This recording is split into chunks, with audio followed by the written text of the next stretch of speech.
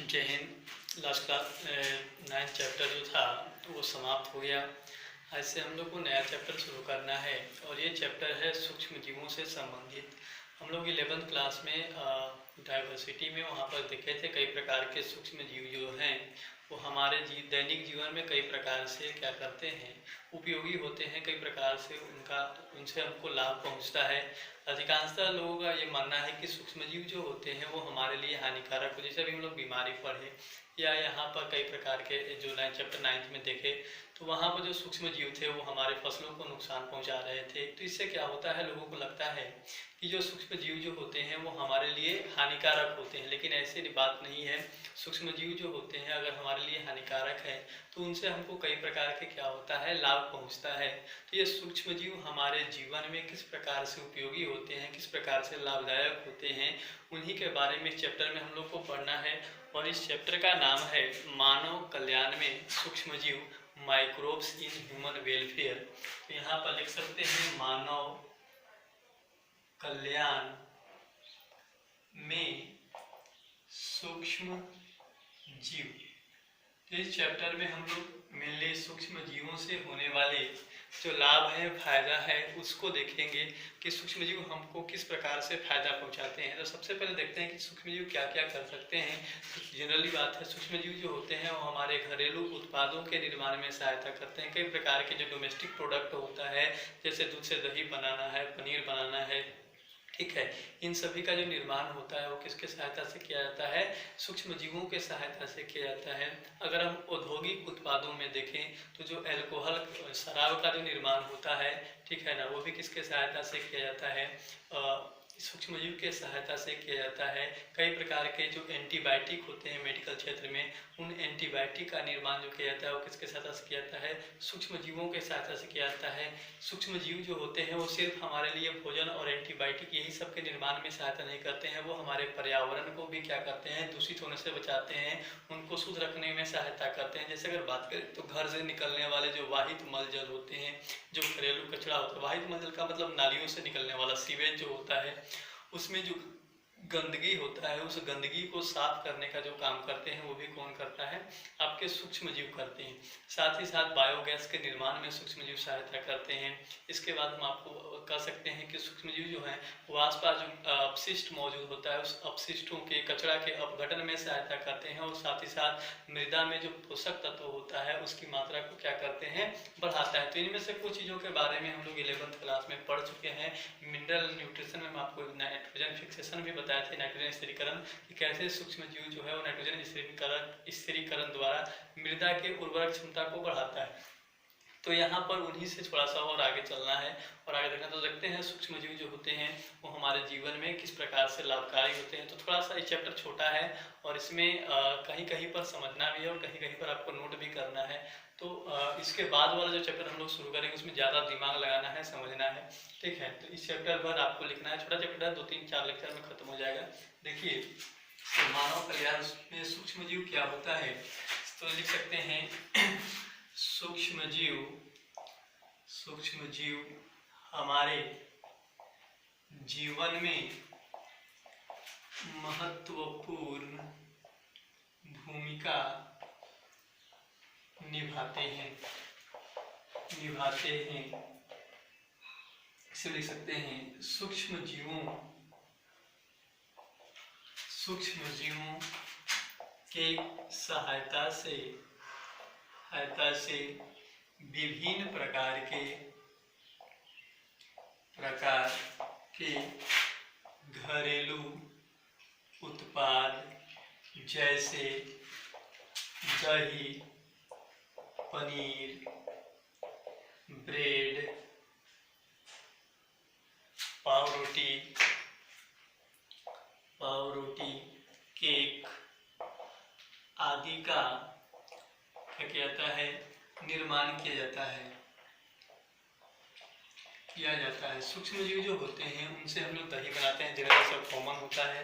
पनीर बना सकते हैं, ब्रेड बना सकते हैं, केक बना सकते हैं। इन सभी में सभी चीज़ों के निर्माण में किसका उपयोग होता है? सूक्ष्म जीवों का उपयोग होता है। इसके साथ साथ औद्योगिक स्तर पर, बड़े स्तर पर सूक्ष्म जीवों से एंटीबायोटिक, जनरली अल्कोहल का निर्माण किया जाता है। और साथ ही साथ मेडिकल क्षेत्र में अगर देखें तो एंटीबायोटिक, कई प्रकार के जो एंटीबायोटिक होते हैं उनका भी निर्माण किसके सहायता से करते हैं? सूक्ष्म जीव की सहायता से करते हैं। जिसमें लिख सकते हैं औद्योगिक स्तर पर, औद्योगिक स्तर पर सूक्ष्म जीवों का उपयोग विभिन्न प्रकार के एंटीबायोटिक एवं एल्कोहल, विभिन्न प्रकार के एंटीबायोटिक एवं एल्कोहल के निर्माण में किया जाता है।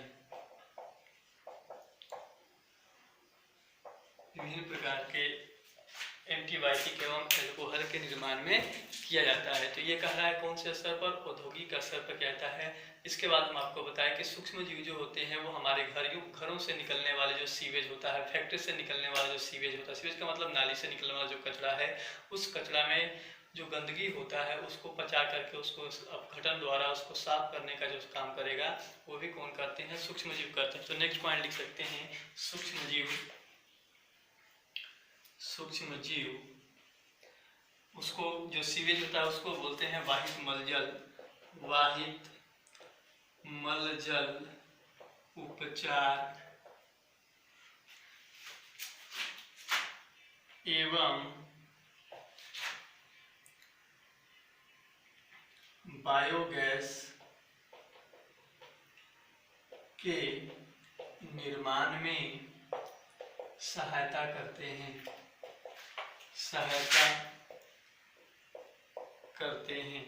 इसी में लिख सकते हैं सूक्ष्म जीव विभिन्न प्रकार के अपशिष्टों, अपशिष्ट का मतलब होता है बेकार के पदार्थ, अपशिष्टों का अपघटन द्वारा पर्यावरण को शुद्ध रखते हैं। और आखिरी पॉइंट आता है कि सूक्ष्म जीव जो होते हैं वो नाइट्रोजन स्थिरीकरण के द्वारा क्या करते हैं? हमारे मिट्टी की उर्वरक क्षमता को या फसल की उत्पादन क्षमता को क्या करते हैं? बढ़ाते हैं। इस पॉइंट सकते हैं सूक्ष्म जीव मृदा में नाइट्रोजन स्थिरीकरण द्वारा मृदा के उपजाऊ क्षमता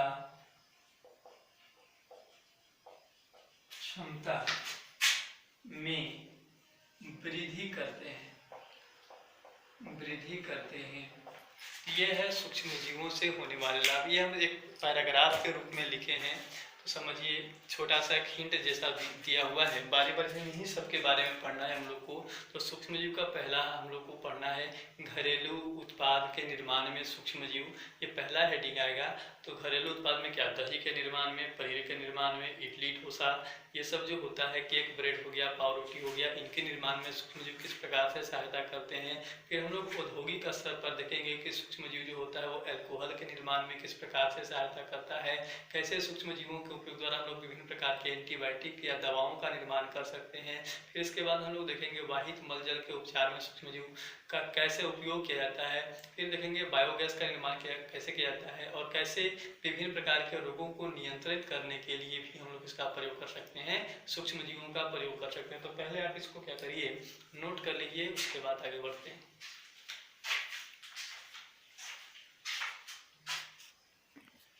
तो पहला हेडिंग आएगा इसके बाद कि घरेलू उत्पाद के निर्माण में सूक्ष्म जीव, घरेलू उत्पाद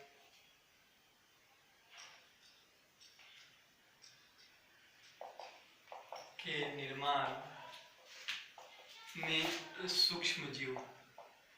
और सबसे पहले हम लोग समझेंगे दही का निर्माण। उसमें आता है दही का जो निर्माण होता है, लोग जानते हैं लैक्टोबैसिलस लैक्टिस बैक्टीरिया के सहायता से क्या आता है। ये बैक्टीरिया कैसे दही का निर्माण करता है वो देखना है। तो लैक्टिक एसिड जो लैक्टोबैसिलस लैक्टिस है उसको हम लोग LAB के नाम से भी जानते हैं, लैक्टिक एसिड बैक्टीरिया। तो नेक्स्ट हेडिंग इसमें इसी में डालेंगे ए करके LAB लैब। ये लैब क्या होता है, इसको बोलते हैं लैक्टिक एसिड बैक्टीरिया। यह एक विशेष प्रकार का जीवाणु है। यह एक विशेष प्रकार का जीवाणु है जिसका उपयोग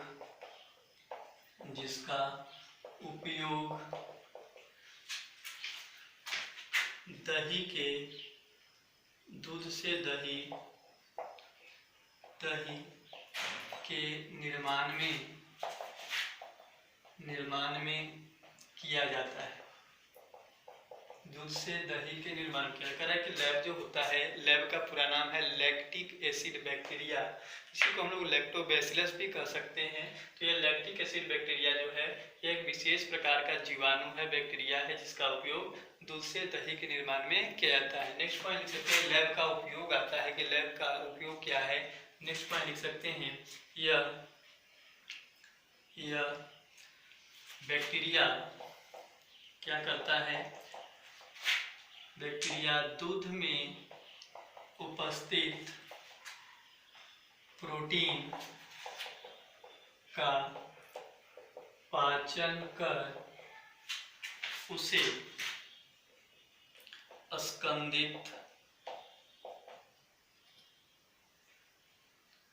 स्कंदित करता है।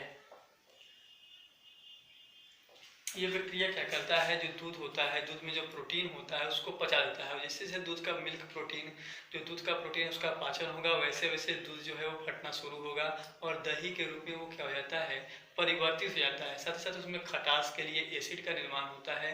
तो दूध में उपस्थित जो शर्करा होता है, कार्बोहाइड्रेट होता है, उसका किण्वन क्रिया होता है और उसके किण्वन क्रिया से क्या होता है, उसमें विशेष प्रकार के खटास आता है। तो ये खटास के लिए भी जिम्मेवार कौन होता है, लैक्टिक एसिड बैक्टीरिया होता है। अब ये तो दूध से दही बनाने में सहायता कर रहा है, साथ ही साथ ये हमारे आमाशय के लिए भी क्या होता है, बहुत उपयोगी होता है। जब हम लोग दही खाते हैं तो ये हमारे आमाशय में जाता है और आमाशय में ये विटामिन B12 के अवशोषण को क्या करता है, बढ़ाता है। तो नेक्स्ट पॉइंट लिख सकते हैं लैक्टिक एसिड बैक्टीरिया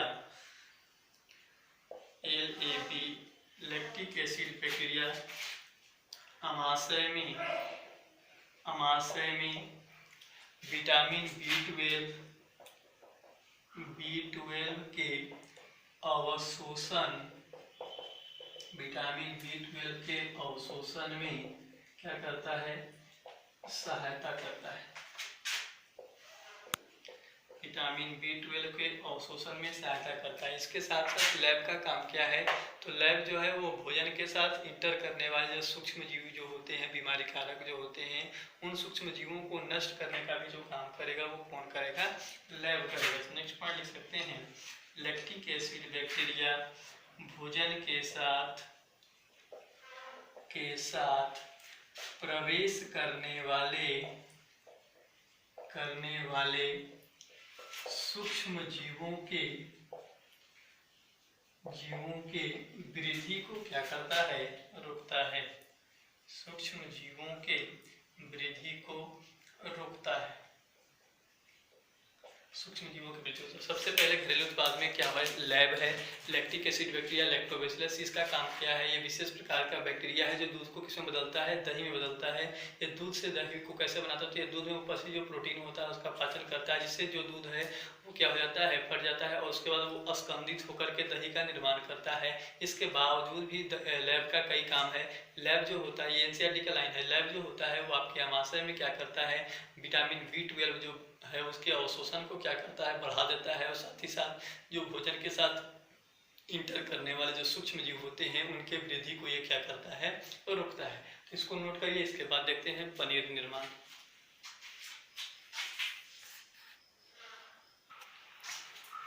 नेक्स्ट जो घरेलू उत्पादन है सूक्ष्म जीव में, नेक्स्ट जो है वो पनीर के निर्माण में सूक्ष्म जीव पढ़ना है। और पनीर कैसे बनता है इससे ज़्यादा बेहतर, हमसे ज़्यादा बेहतर आप लोग जानते हैं, ठीक है। तो सिंपली अगर हम लोग समझे तो पनीर बनाने के लिए सबसे पहले क्या होता है, दूध जो होता है उसको गर्म किया जाता है, लगभग 38 डिग्री सेल्सियस तक उसको गर्म करते हैं। उसके बाद उसमें हम लोग स्ट्रेप्टोकोकस नामक एक बैक्टीरिया होता है उसको मिलाते हैं। बैक्टीरिया करने का मतलब जिस तरह से हम लोग उसमें डालते हैं जो उसमें पनीर बनने के लिए जो चीज़ें, तो उसी में क्या होता है वो स्ट्रेप्टोकोकस बैक्टीरिया होता है। फिर धीरे धीरे उसका टेम्परेचर जो है बढ़ने के बाद क्या होता है, जैसे 50 डिग्री सेल्सियस या उसके आसपास पहुंचता है तो वो जो स्ट्रेप्टोकोकस बैक्टीरिया है वो लैक्टोबैसिलस लैक्टिस बैक्टीरिया के साथ क्या होता है, जुड़ जाता है। और उसके जुड़ने से क्या है कि वहाँ पर एक एसिड का निर्माण होता है, लैक्टिक एसिड का निर्माण होता है। और उस लैक्टिक एसिड बनने के बाद हम लोग क्या करते हैं, उसमें एक इंजाइम मिलाते हैं, इसका नाम है रिनेट इंजाइम। और ये इंजाइम के मिलने के बाद क्या होता है कि वो जो दूध जिसको वहाँ पर वो दूध जो है वो फटना शुरू होता है, वो दही के रूप में या गाढ़ा के रूप फटना शुरू हो जाता है। और जब वो दूध फट जाता है उसके बाद हम लोग क्या करते हैं, उस फटे हुए दूध को वहाँ से बाहर निकाल देते हैं। और उसके बाद उसको क्या करते हैं हम लोग परिपक्व कराते हैं, उसमें मौजूद जो मॉइस्चर होता है, नमी होता है, उसको हटाने की कोशिश करते हैं। और उसके बाद पनीर बन के क्या होता है, तैयार होता है। तो ये एक प्रकार का शॉर्ट प्रोसेस है, ठीक है, किताबी। लेकिन घरेलू जो निर्माण होता है वो अलग तरीके से हम लोग करते हैं और वो आप लोग जानते हैं। तो इसके बारे में हम लोग लिखेंगे कि पनीर का निर्माण कैसे होता है, एक साथ पहले लिख देते हैं। देखिए, पनीर को बनाने के लिए एक सरल विधि ऐसे तो नहीं है, ये एक समझाने का एक प्रयास किए हैं, शायद समझ में आ जाए। नहीं भी समझ में आए तो ज़्यादा इस पर ध्यान देना नहीं है, ये एनसीईआरटी में आपको दिया हुआ नहीं है, ठीक है, ज़्यादा नहीं पढ़ना इसमें। सबसे पहले देखिए क्या किया गया है, पनीर निर्माण में सर्वप्रथम हम लोग क्या करते हैं, स्ट्रेप्टोकोकस लैक्टिस एक बैक्टीरिया है, स्ट्रेप्टोकोकस लैक्टिस। इस बैक्टीरिया को हम लोग क्या कराते हैं, वृद्धि कराते हैं तथा उसे 38 डिग्री सेल्सियस तक गर्म करते हैं। यह स्टार्टर होता है जिसको आप पनीर निर्माण में सबसे पहले प्रयोग करते हैं। तो सबसे पहले इस बैक्टीरिया को हम लोग क्या करेंगे, वृद्धि कराएंगे कितना डिग्री सेल्सियस पर, 38 डिग्री सेल्सियस पर, ठीक है ना। और उसके बाद क्या करते हैं, और जो यदि तापमान कह रहा है कि 50 डिग्री सेल्सियस या उससे अधिक होता है तो एक और बैक्टीरिया है इसका स्ट्रेप्टोकोकस थर्मोफिलस। ये जो बैक्टीरिया है कौन से जीवाणु से, लैक्टोबैसिलस के साथ क्या हो जाता है, जुड़ जाता है। फिर से रिपीट कर रहे हैं, पनीर निर्माण में सर्वप्रथम हम लोग स्ट्रेप्टोकोकस लैक्टिस की वृद्धि कराते हैं तथा इसे कितना डिग्री सेल्सियस तक गर्म करते हैं, 38 डिग्री सेल्सियस तक गर्म करते हैं। अब यदि तापमान जो है धीरे धीरे क्या हुआ बढ़ा तो 50 डिग्री सेल्सियस या उससे अधिक होता है तो एक बैक्टीरिया है एस थर्मोफिलस जीवाणु, ये लैक्टोबैसिलस के साथ क्या होता है, जुड़ता है। और जैसे लैक्टोबैसिलस के साथ जुड़ता है दूध जो है वो धीरे धीरे उसका जो प्रकृति है वो कैसा होने लगता है, अम्लीय, वो धीरे धीरे खट्टा होना क्या हो जाता है, प्रारंभ हो जाता है। अब देखिए दूध की अम्लीयता जो है वो कुछ समय बाद क्या होता है, एक स्तर तक बढ़ जाता है, ठीक है ना। तो उसके उपरांत हम उसमें क्या करते हैं, एक इंजाइम मिलाते हैं और उस इंजाइम का नाम है रिनेट इंजाइम। कह रहा है कि दूध जब पूरी तरह से खट्टा हो जाता है पनीर लायक बनाने लायक तो उसके बाद उसमें हम लोग क्या करते हैं, रिनेट इंजाइम मिलाते हैं। और ये जो रिनेट इंजाइम होता है मिलाने के बाद इसके बाद दूध जमना प्रारंभ है, दूध जो है वो फटना प्रारंभ हो जाएगा, जमना प्रारंभ हो जाता है। इसके बाद जमे हुए दूध को हम लोग क्या कर लेते हैं, जो जम गया दूध आधा से 1 घंटा लगता है उसको उस काम में। उसके बाद क्या करते हैं, जमे हुए दूध को वहाँ से हम लोग अलग कर लेते हैं और अलग करके उसमें नमी होता है, पानी मॉइस्चर का मात्रा अधिक होता है, उस नमी को अलग करने के लिए उसमें हम लोग सॉल्ट का अलग से सॉल्ट मिलाते हैं जो पानी को क्या कर लेता है, सोख लेता है। तो उसमें कह रहा है कि इसके बाद दूध जमना प्रारंभ हो जाता है, इसके बाद जमे हुए दूध को हम लोग क्या कर लेते हैं, अलग कर लेते हैं तथा नमी को कम करते हैं। नमी को कम करने के लिए हम लोग सॉल्ट का प्रयोग करते हैं तथा उसमें विशेष प्रकार के सुगंध, जो पनीर होता है उसमें एक अलग अलग प्रकार के पनीर जो होते हैं उनमें अलग अलग प्रकार का खुशबू होता है, सुगंध होता है तथा कवकों। तो ये जो सुगंध होता है वो किसके सहायता से लाया जाता है, कवकों के सहायता से लाया जाता है। और जब कवकों के सहायता से हम लोग पनीर में विशेष प्रकार के सुगंध लाते हैं तो उस प्रोसेस को हम लोग बोलते हैं राइपनिंग, बोलते हैं अंग्रेजी में। यह है पनीर निर्माण की क्रिया, इसको आप नोट करिए। इसके बाद हम आपको पनीर और बताते हैं, राइपनिंग के आधार पर पनीर कितने प्रकार के होते हैं इसको नोट करिए।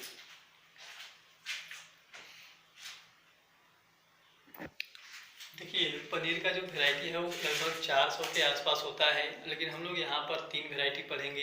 एनसीईआरटी में 2 वैरायटी दिया हुआ है, तीन वैरायटी देखते हैं। तो एक तरफ 3 कॉलम 4 कॉलम बनाएंगे। पहला जो है वो पनीर का किस्म होगा, दूसरा में प्रकृति, इसके बाद उसमें नमी कितना होता है, और लास्ट में उसके राइपनिंग के लिए, उसको परिपक्व करने के लिए या उसके निर्माण के लिए कौन से सूक्ष्म जीव की क्या होती है, आवश्यकता होती है।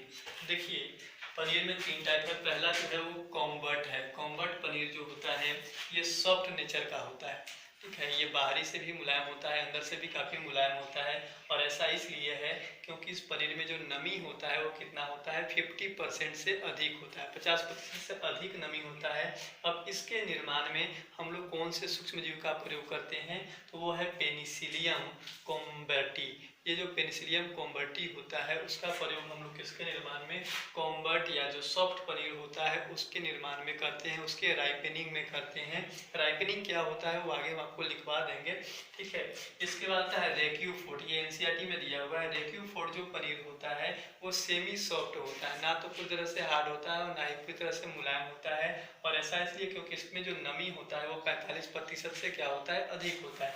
और इसका जो निर्माण करते हैं, इसका जो राइपनिंग करते हैं वो पेनिसिलियम रेक्यूफोर्टी के द्वारा, रेक्यूफोर्टी के सहायता से करते हैं। लास्ट जो पनीर होता है उसका नाम है स्विस पनीर, और ये हार्ड प्रकृति का होता है। एक्सटर्नली ये हार्ड होता है, अंदर से सॉफ्ट होता है, और नमी इसके अंदर जो होता है वो कितना होता है, 40% से अधिक होता है। और इसका जो निर्माण करते हैं हम लोग वो परपियोनी बैक्टीरिया सेरमेना, ये बैक्टीरिया का नाम दिया हुआ है आपके एनसीईआरटी में कि जो स्विस पनीर है उसको हम लोग हार्ड करते हैं, या उसमें जो उसका जो निर्माण करते हैं वो परपियोनी बैक्टीरिया सेरमेना, ये बैक्टीरिया है, ये जो ऊपर है ये कवक है, ठीक है। तो यहाँ पर जो रेक्यूफोर्ड पनीर है इसमें विशेष प्रकार का जो सुगंध आता है, ये सुगंध एक कवक के सहायता से आता है, और वो कवक कौन है, पेनिसिलियम रेक्यूफोर्ड। जबकि जो स्विस पनीर है इसका निर्माण जो होता है वो किसके साथ किया जाता है, परपियोनी बैक्टीरिया सेरमेनाई के सहायता से। तो ये दोनों जो है वो आपके किताब में एनसीईआरटी में दिया हुआ है।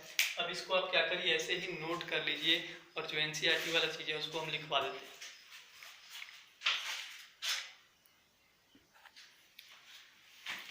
डालेंगे राइपनिंग।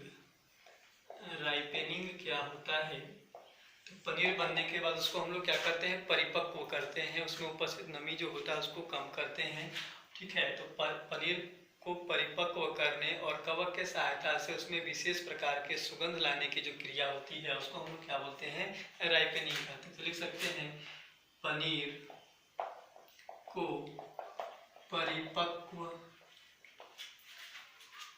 करने एवं कवकों के सहायता से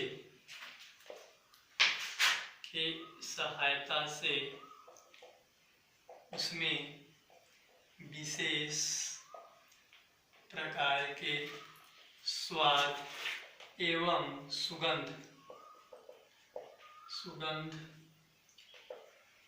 लाने की विधि क्या कहलाती है, राइपनिंग कहलाती है।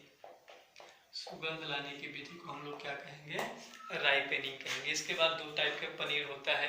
पहला जो पनीर है आपको जो पढ़ना है वो है रेक्यूफोर्ड पनीर, रेक्यूफोर्ड पनीर। और उसके बाद जो हम लोग को पढ़ना है वो स्विस पनीर पढ़ना है। तो देखिए इसका निर्माण विशेष प्रकार के कवक की सहायता से किया जाता है तथा इसमें लिख सकते हैं इसमें विशेष प्रकार की सुगंध होती है,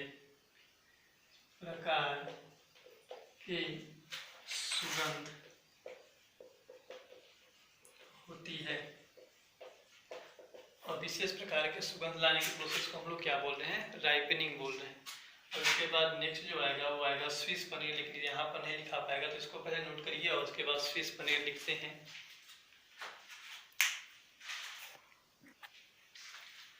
स्विस पनीर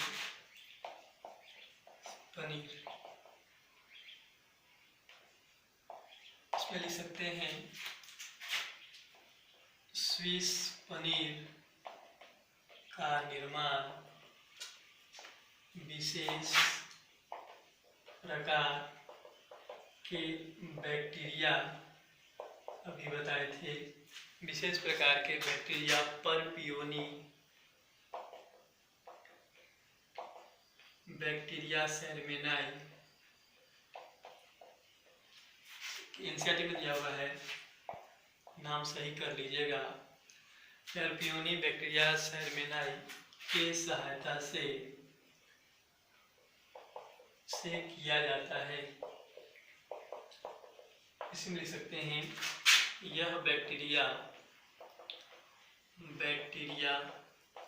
किण्वन क्रिया द्वारा बड़ी मात्रा में कार्बन डाइऑक्साइड, ये इंपॉर्टेंट है, कौन सा गैस रिलीज होता है, कार्बन डाइऑक्साइड गैस मुक्त करता है, जिससे पनीर में कई छिद्र हो जाते हैं, कह रहा है कि जो स्विस पनीर है, स्विस पनीर का निर्माण जो है वो विशेष प्रकार के बैक्टीरिया परपियोनी बैक्टीरिया सेलमेनाई के सहायता से किया जा रहा है। और ये बैक्टीरिया जो होता है वो किण्वन क्रिया करता है, और जब किण्वन क्रिया करेगा तो बड़ी मात्रा में क्या करेगा, CO2 गैस रिलीज करेगा। और वो जो CO2 गैस होते हैं वो पनीर के बीच से जब बाहर निकलते हैं तो उससे पनीर में, पूरे पनीर में क्या होता है, बड़ी मात्रा में छोटे छोटे पोर्स हो जाता है, जिस कारण पनीर जो है वो काफ़ी सॉफ्ट और मुलायम हो जाता है। ये है आपका स्विस पनीर। लेकिन अभी हम बताएं कि जो स्विस पनीर होता है वो हार्ड होता है, तो हार्ड उसको यहाँ पर ये छिद्र से तो वो सोख जाएगा, लेकिन हार्ड कैसे किया जाता है, तो उससे नमी को सोख लिया जाता है, और जब वो नमी सोख लिया जाएगा तो ये कैसा हो जाएगा, हार्ड नेचर का जाएगा। तो इसको भी आप क्या कर लीजिए, नोट कर लीजिए।